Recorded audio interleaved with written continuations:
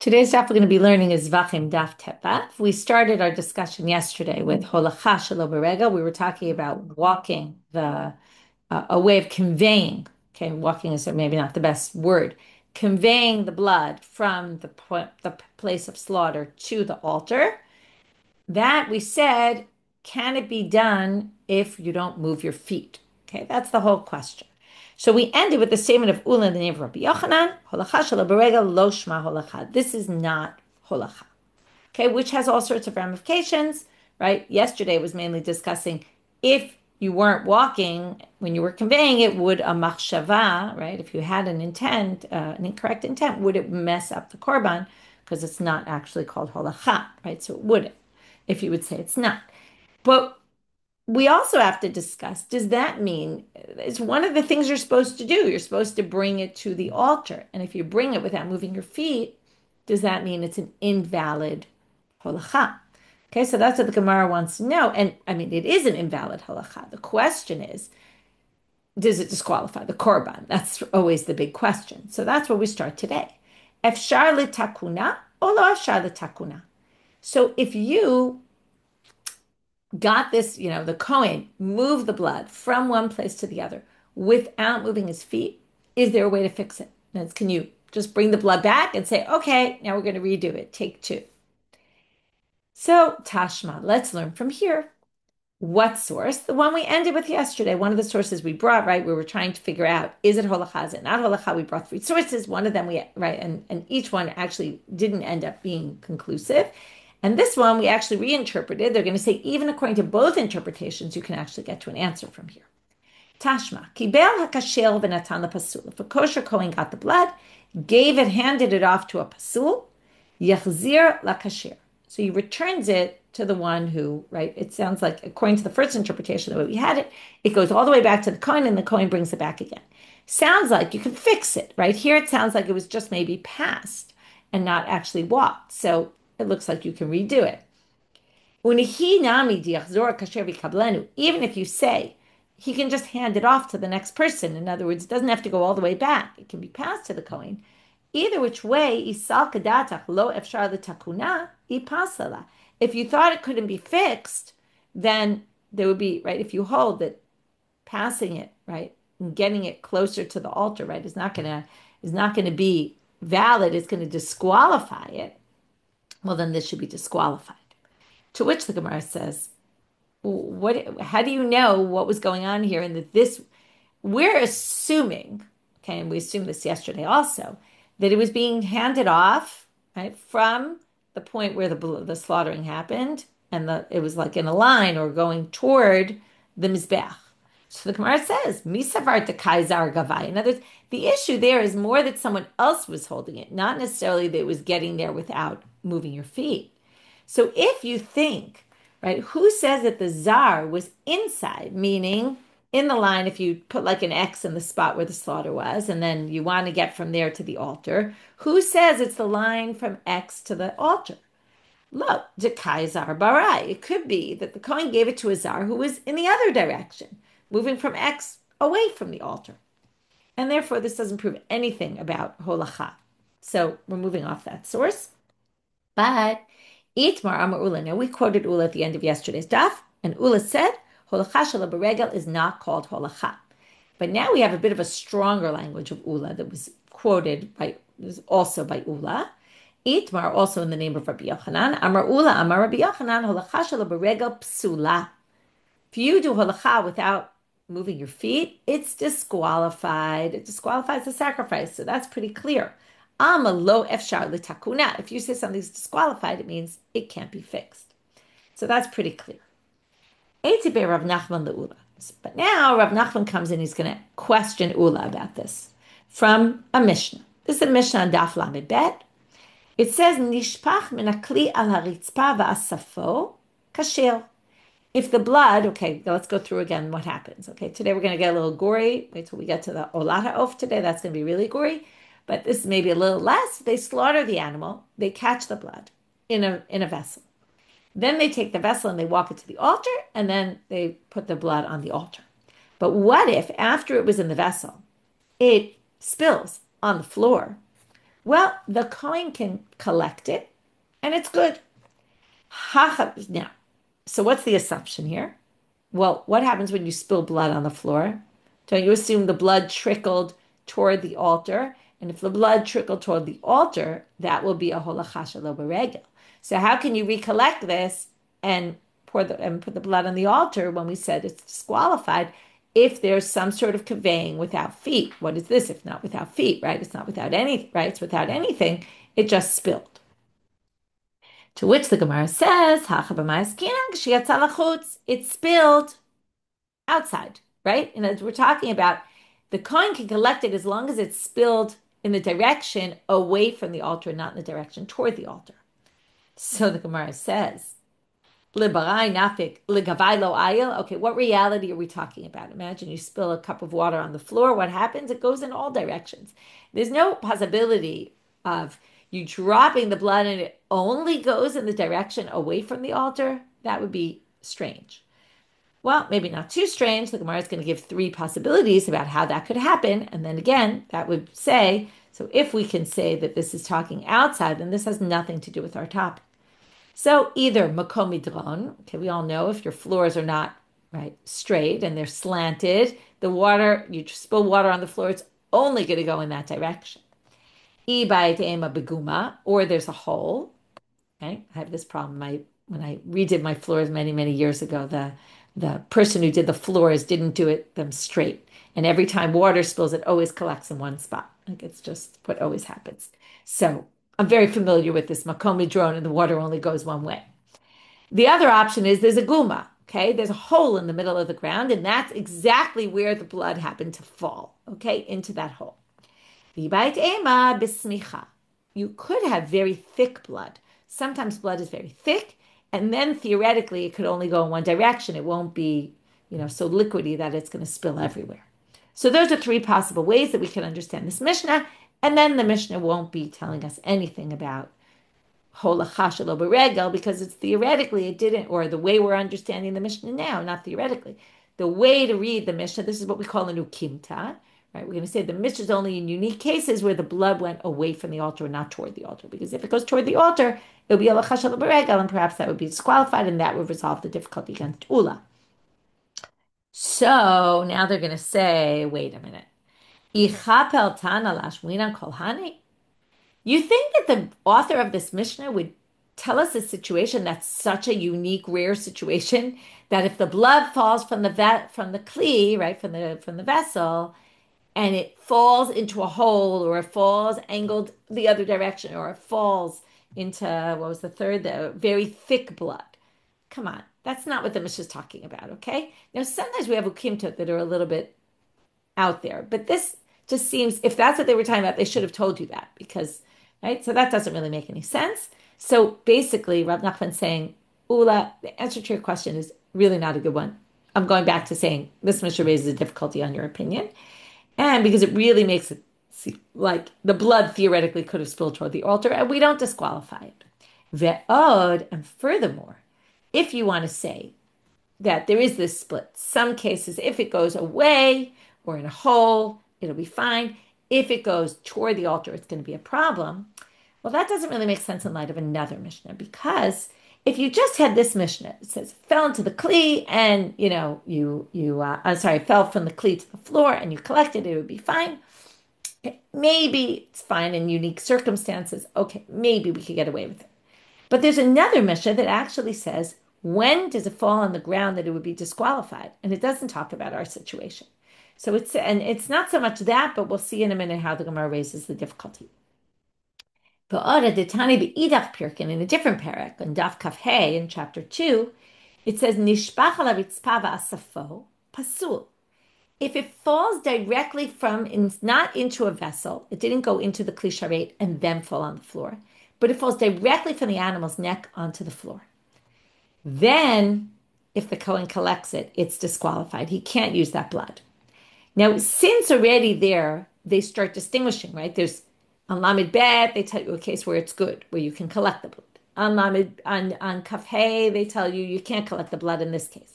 So if they're already making these distinctions when you can collect the blood, when you can't collect the blood, then liflog bedide, then the Mishnah Lamebet should have distinguished and said explicitly. And that, in fact, is a tiyufta. As they should have said there, when are we saying that you can collect the blood? If it was slanted, the floor, if there was a hole, if, right? But, or if it went the other direction. But if it went inside, okay, they don't even give all the specific examples. They're just saying as long as it went outside. It could have just even simply said that.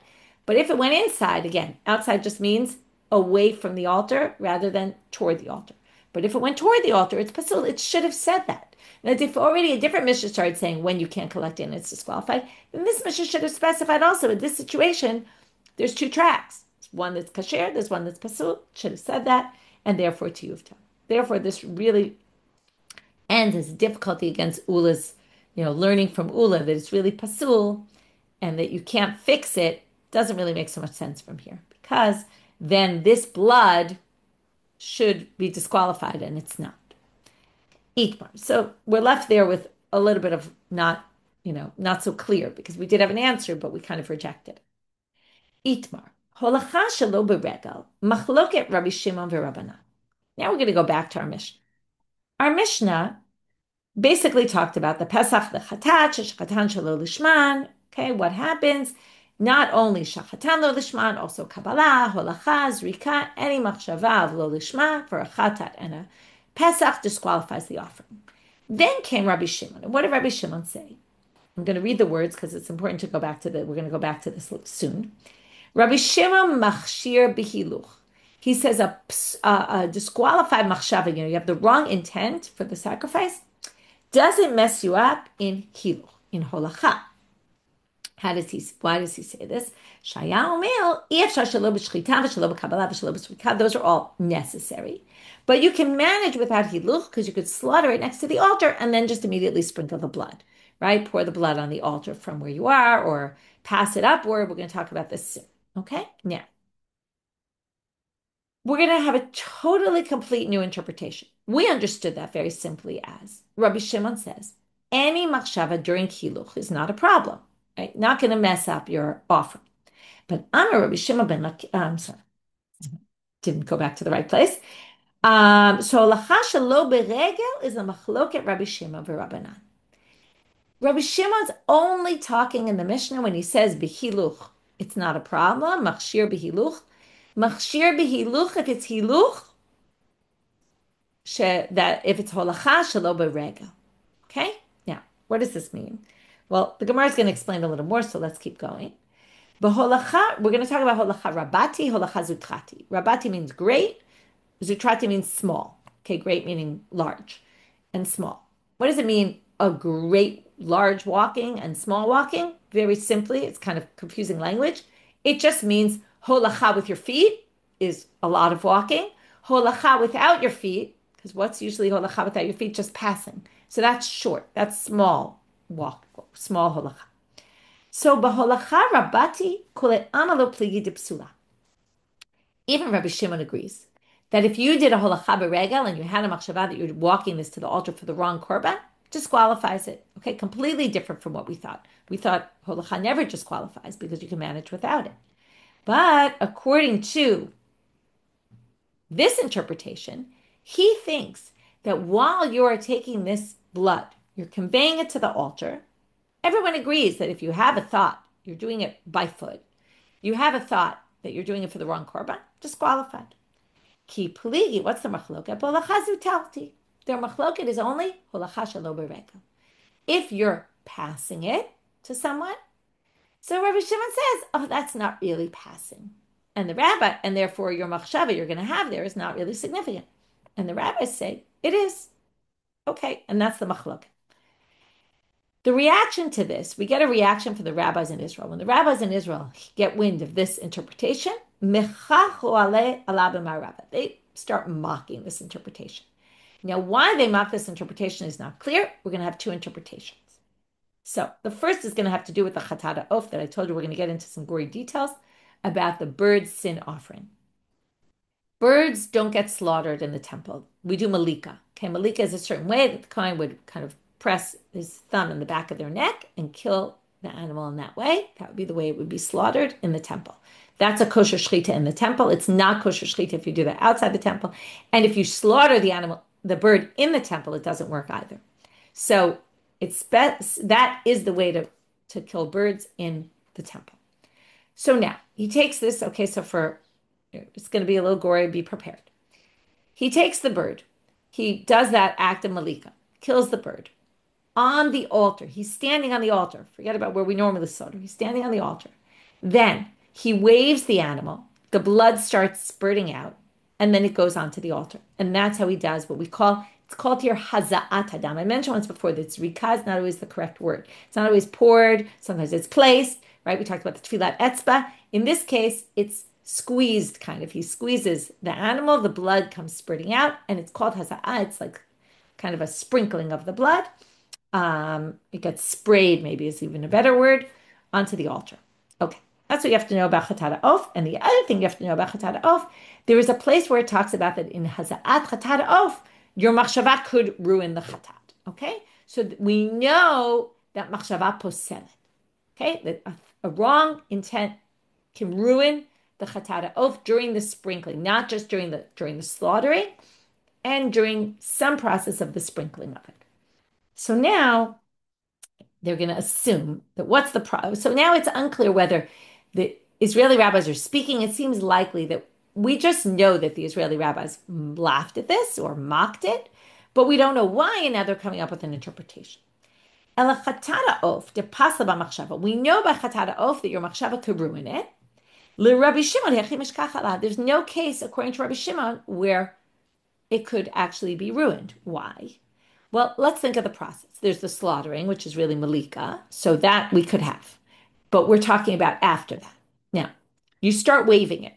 Waving it would be similar to the parallel to conveying, because that's the way you're kind of getting the blood onto the altar, by waving it. Now, the waving is holacha shelo beregel, right? Because you're not moving your feet. The Kohen's just standing there waving the animal. So it would be a case of holacha shelo beregel. Now, let's say you had a thought before the blood comes out. So that's lav klumhu, because there's no significance to the act yet. It's just holacha, you're waving the animal, no blood has come out. So it's not the zrika yet. It's holacha, but it's holacha shelo beregel, and that machshava lo poselet, according to Rabbi Shimon. And ibatar denafik dam, if the blood starts spraying out already, well, it abid le mitzvato. What does it mean to spray the blood? Think about it, okay? Is the act when it leaves the body of the animal, because then it's kind of spraying, right? Or is it when it gets to the altar? So right now they assume that as soon as it leaves the body of the animal and starts heading its way toward the altar, at that moment already you fulfill the mitzvah. So it's too late to have a pasal machshava because the mitzvah is done. You can't ruin a mitzvah that's already completed. Now, even though it's not fully completed, but right now we're going to assume that's completed because haza'at is sprinkling and that already left the animal, the bird's body. To which the Gemara says, no, that's not true, what you just said. My kushya, why is that so difficult? Dilma mi de parish adimata the mizbeach. You could say from the moment it left the animal's body, the bird's body, until it actually reached the altar. That is still, you haven't really fulfilled the mitzvah of haza'ah until it gets to the altar, which means you could have a pasal machshava there. That would be during the zrika process, which is really haza'ah here, right? But it's parallel to what we call zrika, and that would work, even according to Rabbi Shimon, because there is a time after the holacha shelo beregel where someone could mess it up with their machshava, so that didn't work. How do we know? Now they want to prove that until it gets to the altar, it actually hasn't fulfilled the mitzvah completely. Okay, we love Rabbi Yirmiyah questions. Here comes another one. Okay, a classic Rabbi Yirmiyah absurd situation happening. Like, hard to imagine this would really happen. But you see here that Rabbi Yirmiyah gets these theoretical ideas, and that's why they're quoting him to show, look, this proves what Rabbi Yirmiyah asked, and the answer he got proves what we're looking for, which is that the haza'ah is really not complete until it gets to the altar. Here's this funny question, or unpleasant question, you could say. Hayamazeh, we have a Kohen who's doing this action. He's waving the blood from, waving the bird to get the blood to come out. Vinikta, now he already, the blood starts coming out. נקטעה ידו של מזה עד שלא הגיע דם לאוויר המזבח מעל. His hand gets cut off, which makes him a Baal Mum, which makes him a blemished Kohen who can't do the avoda anymore. And the blood hasn't yet gotten to the airspace of the altar. So it's this in between when the blood starts leaving the animal's body, but hasn't yet come down to the altar. What's the halacha?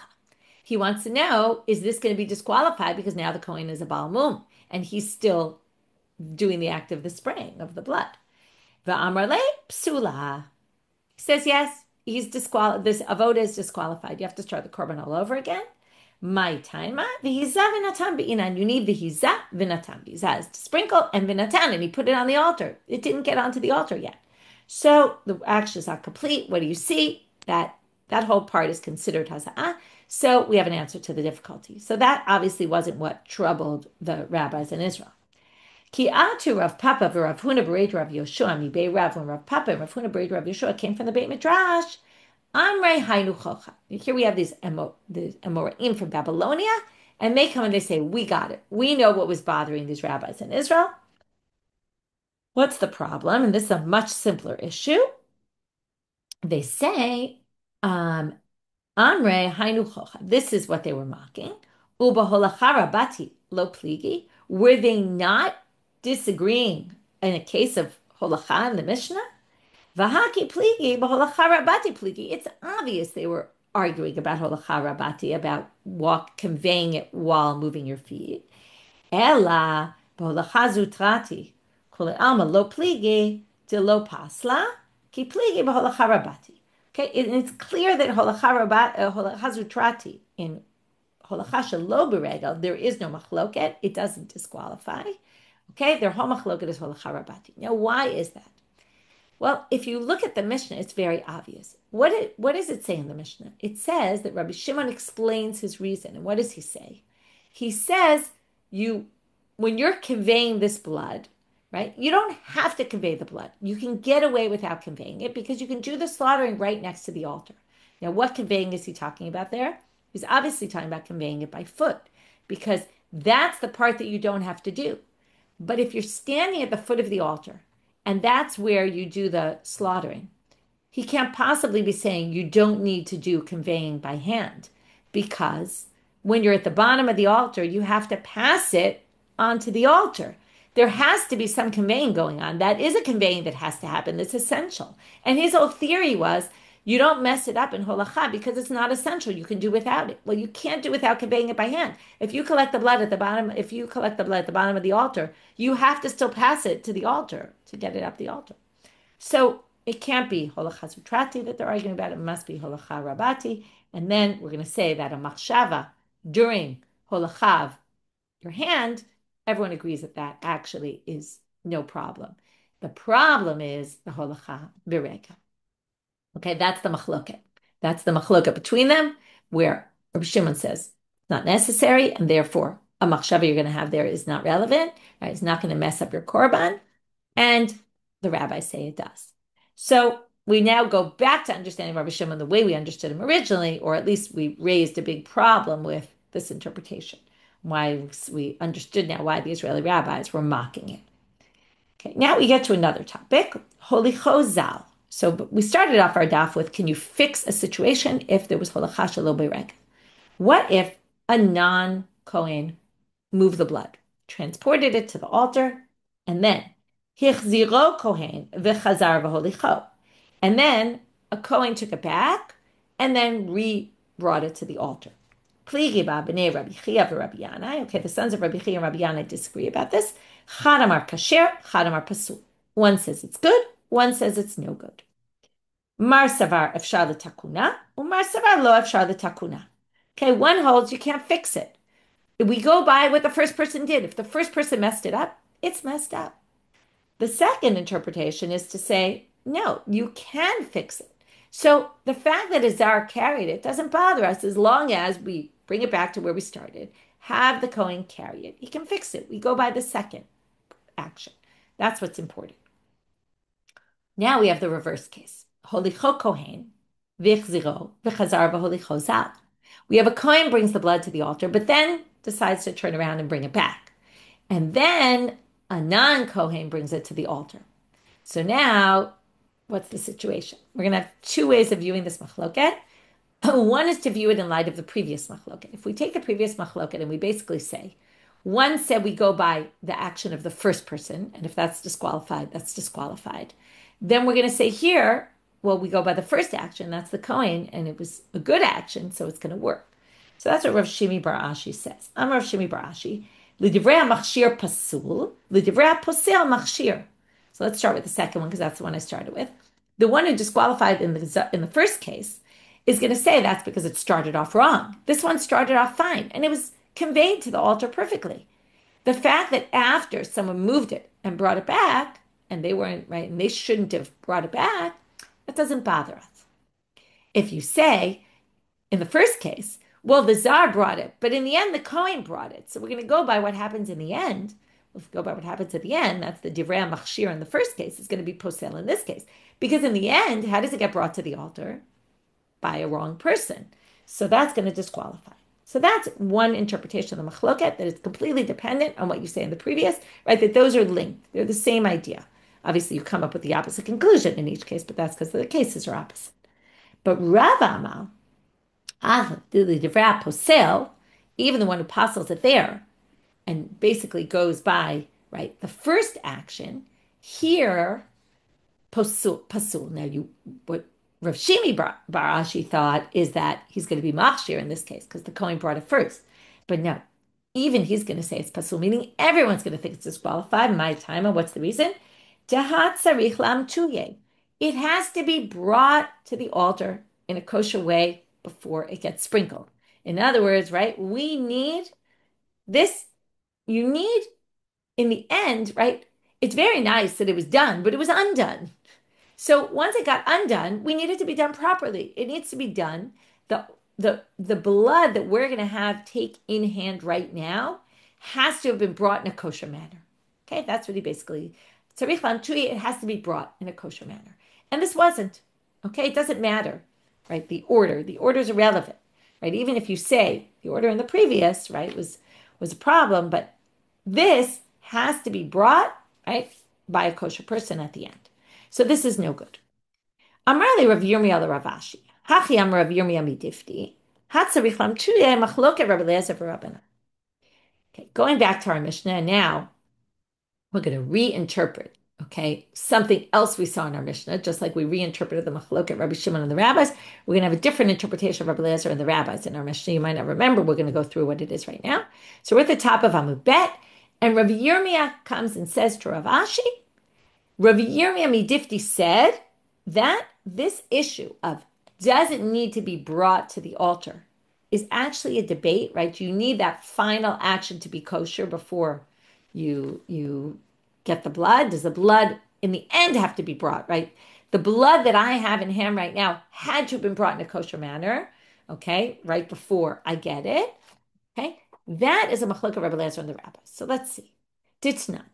Rabbi Eliezer Omer, המהלך במקום שצריך להלך, מחשבה פוסלת. מקום שאין צריך להלך, אין מחשבה פוסלת. This doesn't yet mean anything for our purposes. First, we're going to just quote Rabbi Eliezer. Then, what Rav Yirmiyah Midifti said, that was quoted then by Rav Yirmiyah, is going to be explain the way Rav understands this Mishnah. Okay? It's going to be based on that. So Rabbi Eliezer said, what kind of holacha is going to be problematic? Holacha that is necessary. Now, we talked before about if we put an X by the spot where the slaughtering was, and we draw a line to the altar. That's the way we understood Rabbi Eliezer. If you walk in that line, right, you walk on that path, that's when your holacha will mess it up. If you did a circuitous route, you went somewhere else, we don't know exactly what, and that's what we're going to talk about right now. The Kohen decides to take a little walk around the Azara, not toward the altar, it's not going to ruin it. And Tanakama seems to think, no, any kind of holacha, you're walking with the blood, it's going to disqualify it if you have the wrong machshava. So now comes Rav and he says, Amar Rav, hakol modim, they all agree. That kiblo b'chutz v'chnisa b'fnim zeu hiluch shetzarich lalech. If you got it far, if you got the blood, you collected it, it was slaughtered, and you collected the blood far from the altar, and you're now bringing it to the altar, of course it's going to be disqualified. And kiblo b'fnim v'otzio lachutz zeu hiluch she'ein tzarich lalech. And if you got the blood close to the altar, and then you decided to go in the complete opposite direction, even the rabbis would agree that's not holacha. You're going away from the altar. So what's their machloket according to Rava? Lo nechleku ela keshechniso v'chazar v'hotzia. They're arguing specifically in our case. If you brought the blood to the altar and then you brought it back and now you're bringing it a second time, how do we view that second time, that holacha? Is your machshava going to be posel or not? So Mar Savar Hatzarich Lam Tuye. Tanakama holds you have to bring it back. So because you have to bring it back, that's holacha. And you have the wrong machshava, you're going to ruin it. Umar Savar Lav Kiluch Hatzarich Lavodadami. And the other opinion, which is Rabbi Eliezer holds, no, this is not necessary because it was already conveyed to the altar in a kosher manner. So the fact that someone removed it, okay, it just has to get there, but that's not part of the avoda anymore. That's not critical. And that's how Rava understands their machloket, and therefore Rav Yirmiyah comes to Rav Ashi and says, this is right, and quotes Rav Yirmiyah Midifti, who bases it on Rava's explanation of their machloket, that whether or not tzarich lam tuye is actually a machloket, right? What Rava basically said, af l'divrei posel pasul, right? Both those opinions are going to say it's pasul because tzarich lam tuye. We're now pointing out it's a machloket between Rabbi Eliezer and the rabbis whether tzarich lam tuye or not. Obviously, the rabbis do think tzarich lam tuye, which would make sense that we would paskin like the rabbis. Anyway, the problem is, comes Abaye and says, you got it all wrong, Rava. Eitiv Abaye. He says, Abaye says, I'm going to quote you a Braita. Now, in this Braita, it expands on our Mishna and explains exactly in which case Rabbi Eliezer disagrees. And it's not what you just said. Rabbi Eliezer Omer, Hama'alech makom shetzarich la'alech machshava poselet. Right? Only if you're walking in a place where the machshava is where you're supposed to be walking, then your machshava is going to ruin it. Ketzad, what would be a case? Kiblo b'chutz v'chniso lefnim zeu hiluch shetzarich la'alech. If you got it far away from the altar and you need to bring it closer to the altar, that's a necessary. Kiblo b'fnim v'otzio lachutz, but if you got it near the altar and you walked in the opposite direction, zeu hiluch she'ein tzarich la'alech. That's a case that you don't need. And that case, the rabbis disagree with him because that's the case he's talking about. And hachazar v'chniso hiluch shetzarich la'alechu. But then you can infer from there the fact that the Braita doesn't say the case that Rava said is that he thinks, right, if you took it away and then when you bring it back, that's already halacha that you need. And then even Rabbi Eliezer would agree that you would need. And then they don't argue in that case. And then their argument is not all about tzarich lam tuye. Everyone would agree tzarich lam tuye. And what's Rava's reaction? And a very interesting way to end our chapter. Amar le, Tanya. If you quote me a Braita, right? I didn't know about this Braita, but now that you quote me the Braita, I guess you're right, and I'm wrong. And he steps down from his position. It's a nice way to end the chapter because it's nice to know that people admit their mistakes and realize and say, okay, I accept, right? And in all these arguments we have all the time, right? Not everyone's always willing to accept when they made a mistake. He says, okay, I didn't know about that Braita, and now I'm willing to change my position. So that whole thing, basically, everything we learned from the top of this Amabet is rejected because we tried to say that tzarich lam tuye is a machloket between Rabbi Eliezer and the rabbis, and now we proved it's not actually. And we go back to, just like we did in the other section with Rabbi Shimon, we thought to suggest a different interpretation of a machloket in the Mishna. In the end, we go back to the original interpretation, which is just, he's talking about, right? On that path, or are you going in the other direction? Okay, now we're going to start the next chapter. We're going to have a list of disqualified korbanot. Okay, and then we're going to, what the Gemara is going to proceed to do for the next while is go through each of these disqualifications. And where do we get it from? What's the source? So today we're only going to get to the first. Kol Zevachim, in other words, in the Gemara we'll only get to the first, and the Mishna we're going to go through all of them. Kol Zevachim, shekiblu damam, any sacrifice where the blood was collected by a zar, a non-Kohen, onen, a Kohen who is in between one of his close relatives died, and they haven't buried them yet. Tvul Yom, right? All these people can't do the avoda, basically, can't accept the blood. A Tvul Yom is someone who is impure and went to the mikveh in the morning, but didn't yet wait for the sun to set, right, for the 3 stars to come out.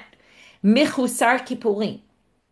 These are a bunch of people who were like a Zav, a Mitzorah. They went to the mikveh on the 7th day. Then they're supposed to bring a sacrifice on the day of the 8th. So they got through the night, But then they didn't wait. They didn't bring the korban yet on day number 8. So they're like day number 8 in the morning in the temple, and they accept the blood when they haven't finished their atonement process because they haven't brought the sacrifices they're supposed to bring. Umechusar begadim. This is the topic of a lot of the shiurim this week, very appropriate for Yom Kippur. The Beyond the Daf shiurim about mechusar begadim, missing clothing, meaning the kohen's not wearing the proper kohen clothing. Okay, because this comes up in the daf, so both Gefet this week, which went up yesterday, last and Hain Shiur, which I think is going up tomorrow because it's more connected with stuff going up in the next, come up on Yud Zayin Yud Chet, about the big day kahuna. Those will be, right, and they're all kind of connected with Yom Kippur. Those shiurim, if you want to listen to them. Anyway, and also Daf Mishalahen this week was on the big day kahuna. So the mechusar begadim, also, a kohen does the avoda without wearing all the proper clothing. That disqualifies the avoda. Shelo rachatz, right? It talks about how central the clothing is. Shelo rachatz yadayim v'raglayim. Okay, you have to wash your hands and feet. If you don't do that, disqualified. Arel, it's a kohen who's not circumcised. This is even if he has an exemption from circumcision. That would be if his brothers died in circumcision. Then there's a chazaka in the family that children die from circumcision and you're allowed to not be circumcised, but you can't do avoda in the temple. Tameh, he's impure at the time. Yoshev, he's sitting, right? Some of these are a status, some of them are permanent, some of them are, just momentary. You just happen to be sitting, which you're not allowed to do. Now, not only you're not allowed to sit, you're supposed to stand, and you're supposed to stand on the floor without any chatzitza, anything interposing between you and the floor. So, omer al gabe kelim, if he was standing on vessels, al gabe behema, on an animal, al gabe raglei chavero, standing on his friend's feet. Doesn't sound so nice. But either which way, pasal. Okay? They are just, the avodah is disqualified. Kibel bismol, pasal. Also, using his left hand. You're not allowed to use your left hand. It's disqualified. Rabbi Shimon machshir. So Rabbi Shimon permits. So dafka, the left hand, there's a debate. If it's done by the left, is it okay or is it not? Or does it disqualify? Now the whole korban is disqualified. You have to start from the beginning. So now the Gemara starts off with zar minalam. Where do we get it from? So to understand this, I want to first read you some verses in the Torah because you have to see these are very much taken out of context. So Vayikra Kaf Bet, chapter 22, starts off. God commands Moshe to bear al Aaron ve'al speak to Aaron and his sons. Vayinazru. Okay, it's hard to understand what this word is. It sounds like Nazir. Also, Zar is in there. We're going to talk about that soon.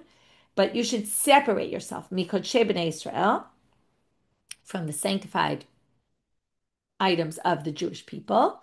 Now, this is weird. Aaron and his sons are supposed to not separate themselves. So it's a little bit of a strange pasuk. V'lo yechalalu et shem kodshi, so that you don't desecrate my name, asher hem makdishim li, that they sanctify to me, ani Hashem, I am God. Now, the next pasuk makes it clear what we're talking about. And more alehem l'dorotechem, tell them that for generations, kol ish asher yikrav mikozar chem el kodashim asher yifishu b'nei Israel, if you get it close to any of the sanctified items that are sanctified by the Jews, la'Hashem v'tumato alav, when you're tamei. Okay, this the topic is tamei. Now, that's not what we're looking for here. We're looking for zar. But the topic in these psukim is an impure person. V'nechrita nefesh, okay, you're going to get carried. Okay, don't come. Now we understand. The pasuk before was also talking about getting close to kodashim when you're impure. But what we're going to do here is connected to also a zar doing the avoda. So zar minalan, where do we get it from? Ditani Levi. Levi brings a brayta that says, Daber al Aaron ve'al banav yinazru mikodshe b'nei Israel. B'nei Israel the mutemai. Why do you have to say kodshe b'nei Israel? It's any kodashim.